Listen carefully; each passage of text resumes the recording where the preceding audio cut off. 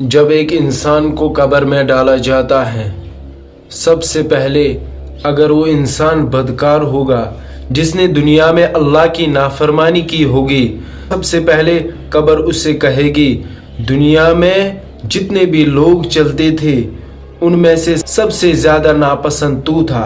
आज तू मेरे पास आया है, अब तू मेरा गजब देख। सबसे पहले उसके पास दो फरिश्ते आते हैं और वो फरिश्ते खौफनाक फरिश्ते होते हैं। इसको देखते ही डर लग जाएगा। वो फरिश्ते आगे आते हैं, उसके पास आएंगे। जब उसके पास पहुंचेंगे उसको 3 सवाल करेंगे, लेकिन ये इन तीनों सवालों का जवाब नहीं दे सकता अगर इसको पता भी होगा, क्योंकि इसने दुनिया में इस तरह जिंदगी नहीं गुजारी है जिस तरह से हमें हुक्म दिया गया है। जब इसको सवाल किया जाएगा बता तेरा रब कौन है, तो ये जवाब नहीं दे सकेगा। इसका दूसरा सवाल कहा जाएगा कि बता तेरा दीन क्या है, ये इसका भी जवाब नहीं दे सकेगा। तीसरा सवाल होगा बता वो शख्स कौन है, वो शख्स होगा मोहम्मद अरबी सल्लल्लाहु अलैहि वसल्लम, ये इसको नहीं पहचान सकेगा।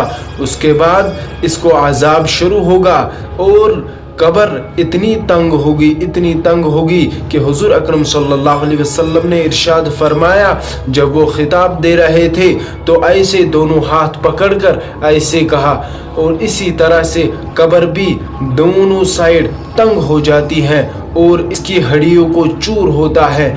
फिर उसके बाद फरिश्ते अजाब शुरू करते हैं। इसके पास एक सांप मुसल्लत किया जाता है, जो सांप अगर दुनिया में अगर डाला जाएगा, अगर वो दुनिया में जहर फूंकेगा तो कयामत तक इस दुनिया में घास नहीं आएगा।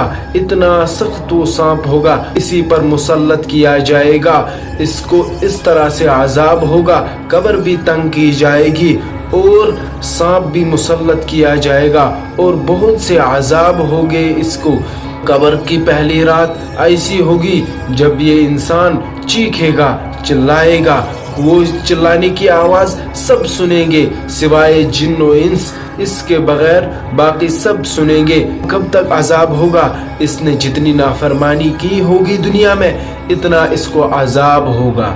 इसी तरह जब एक नेक इंसान इस दुनिया से चला जाता है, सबसे पहले कब्र उससे कहती है दुनिया में जितने लोग मेरे ऊपर चलते थे मुझे सबसे ज्यादा पसंद तू था, अब तू मेरे पास आया है, अब तू मेरी मेहमान नवाजी देखेगा। फिर उसके पास 2 फरिश्ते आते हैं, उसको इसी तरह से 3 सवाल करते हैं, वो तीनों सवालों का जवाब देता है। उसके बाद कब्र कुशादा होती है, इतनी कुशादा होती है जितनी दूर इसकी नजर जाएगी इतनी दूर कब्र कुशादा होगी। उसके बाद जन्नत से फर्श लाया जाएगा और वो बिछाया जाएगा, कब्र एक जन्नत का बाग बन जाएगा इसके लिए। इसी तरह दुनिया में जो शख्स बुरे अमाल करता है उसका अजाब उसी तरह कब्र में होगा, और जो नेक अमाल करता है और कब्र उसके लिए वैसी ही है। कब्र 2 चीजों से ताल्लुक रखती है, एक जन्नत का बाग, एक जहन्नम का घड़ा। अगर इंसान नेक अमाल करता है तो वो जन्नत का बाग होगा, अगर बुरे अमाल करता है तो वो जहन्नम का एक घड़ा होगा। लिहाजा दोस्तों, कब्र एक ऐसी जगह है जहां हमें जाना है, वहां हमें हिसाब होगा। उस हिसाब से पहले हम अपने आप को हिसाब ले ताकि हम तैयारी करें उस कब्र के लिए, उस अजाब के लिए। अल्लाह हमें उस अजाब से महफूज रखे।